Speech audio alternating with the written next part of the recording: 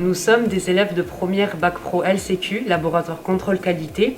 Et aujourd'hui, nous allons vous présenter des ateliers ludiques et colorés en physique, chimie, biologie et microbiologie. Dans cet atelier, nous vous proposons des manipulations simples et colorées pour illustrer deux phénomènes physiques qui sont la densité et la pression. Nous allons commencer la première expérience avec Reda. Bien, donc je vais vous présenter le Rainbow Cocktail. Le Rainbow Cocktail est un cocktail obtenu grâce à la superposition de différents liquides possédant chacun une densité différente. Les liquides possédant une densité faible vont rester au-dessus de la superposition des autres liquides, tandis que les autres liquides possédant une densité forte vont rester au fond du récipient. Je vais verser du sirop. Ensuite, je vais verser du liquide vaisselle, de l'huile,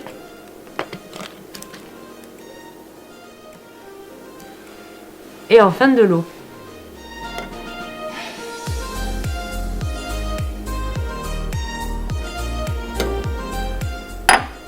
Et voilà. Moi du coup je vais vous présenter une expérience sur la pression. Donc il me suffit de prendre une assiette avec du papier que je viens mouiller.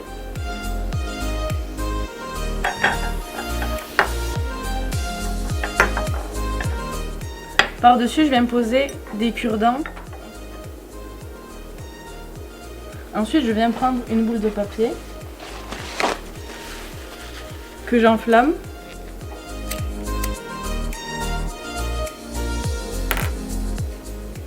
Je viens la poser sur les cure-dents et avec le verre, je viens renverser. J'attends un peu et quand je soulève le verre, l'assiette se soulève aussi. C'est pas magique, c'est atmosphérique. Je vais aussi vous présenter une autre expérience sur la pression atmosphérique. Donc pour cela, je vais mettre une pièce sur l'assiette, puis la bougie que je vais mettre au milieu. Ensuite, je vais rajouter l'eau jusqu'à recouvrir la pièce entièrement. Puis je vais allumer la bougie. Voilà.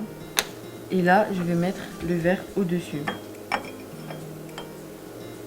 Et là, vous allez voir que l'eau va commencer à monter lorsque la bougie va s'éteindre. Cela est dû à la pression atmosphérique autour de nous qui est plus forte que celui à l'intérieur du verre, ce qui va créer un effet ventouse. Bonjour, dans notre atelier de biologie, nous allons vous présenter la vie en collectivité des fourmis.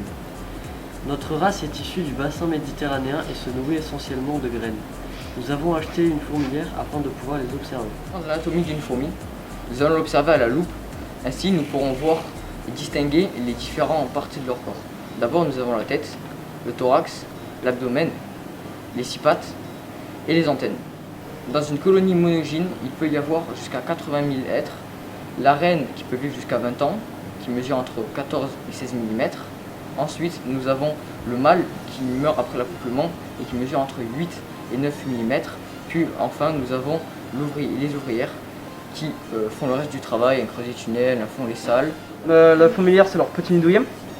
Donc comme on voulait voir comment elles vivaient, on a acheté une fourmilière artificielle. On peut voir qu'elles ont fait des salles qui sont censées avoir une utilité. Par exemple, il est censé avoir la salle de ponte.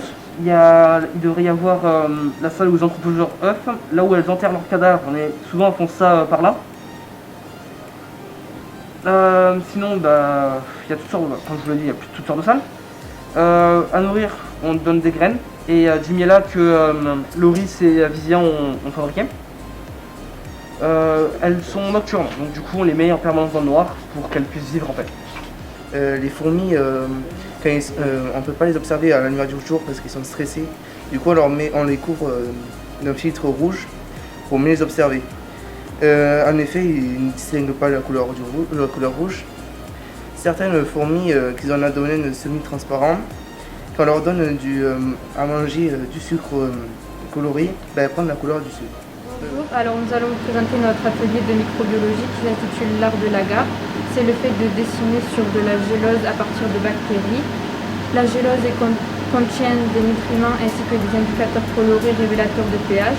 Donc comme dans cette première expérience où avec cette boîte Ectoen, on l'a coupé en 6 et on a ensemencé chaque portion avec des bactéries différentes. Et après incubation, on obtient ça. Donc chaque bactérie a des couleurs différentes, ce qui ce qui signifie qu'elle varie en fonction de la bactérie. Pour cette deuxième expérience, nous avons fait la trace microbienne de la main. Donc on dépose une main sur de la gélose nutritive et après incubation, on obtient la forme de la main en bactéries, ce qui prouve qu'il faut souvent se les laver. Dans cette troisième expérience, nous allons dessiner de l'ADN avec des bactéries. Donc nous allons nous aider d'un tampon 3D que nous avons fait nous-mêmes. Donc pour cela, on prend une solution bactérienne, on imbibe le filtre. On prend le tampon, on imbibe le tampon et on va le mettre sur la gélose. Et après incubation, on obtient un dessin vivant. Bienvenue à l'atelier de chimie. Nous allons vous présenter plusieurs expériences chimiques colorées et ludiques. Nous allons commencer par deux sortes de lampes à lave, puis nous finirons par les flammes colorées. Donc je vais commencer par la première lampe à lave. Nous allons prendre du bicarbonate de soude. Nous allons prendre après l'huile que nous allons verser délicatement pour pas que l'huile et le bicarbonate ne se mélangent. Nous allons prendre après un petit bécher. Nous allons mettre un peu de vinaigre. Nous prenons un colorant que nous voulons. Nous mettons quelques gouttes.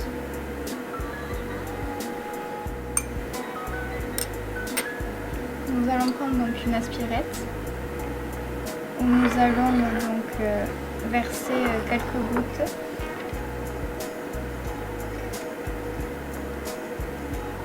Puis nous observons ce qui se passe.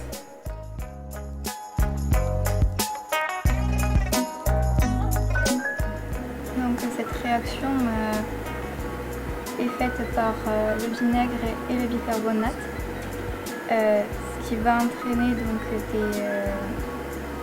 du gaz, ce qui va en fait faire remonter les bulles gazeuses avec le vinaigre coloré.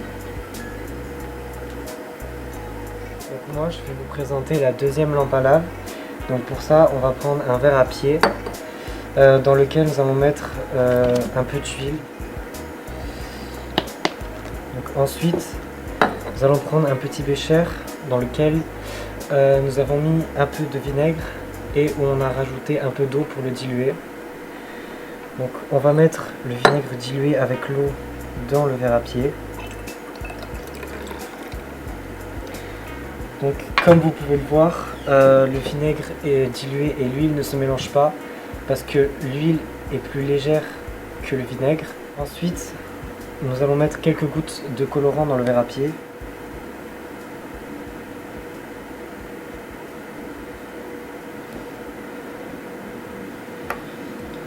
Puis nous allons prendre un cachet effervescent.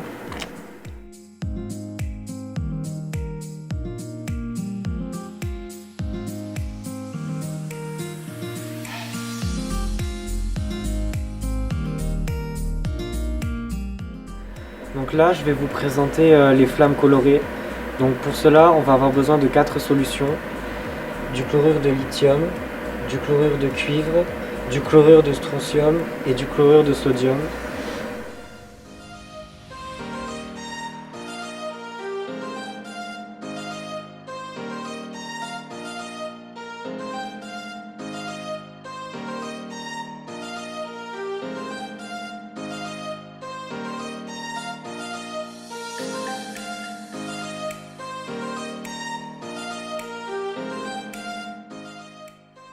Ensuite, on va venir flamber le coton.